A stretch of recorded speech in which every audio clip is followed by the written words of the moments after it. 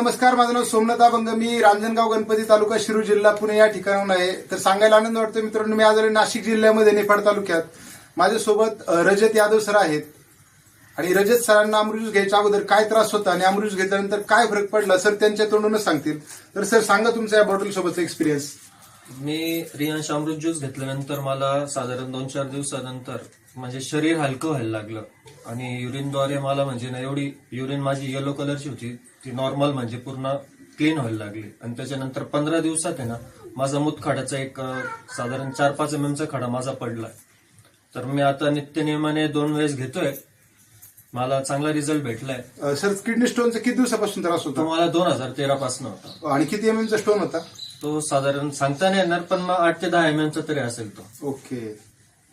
तर मित्रांनो आपण पाहू शकतो सरांना 2013 पासून किडनी स्टोनचा त्रास होता. अमृत ज्यूसचा कोर्स केला. त्यांनी सांगितलं की आता तो स्टोन पूर्णपणे फ्लश आउट झाला आणि युरिनचा त्रास त्यांचा पूर्णपणे बरा झाला.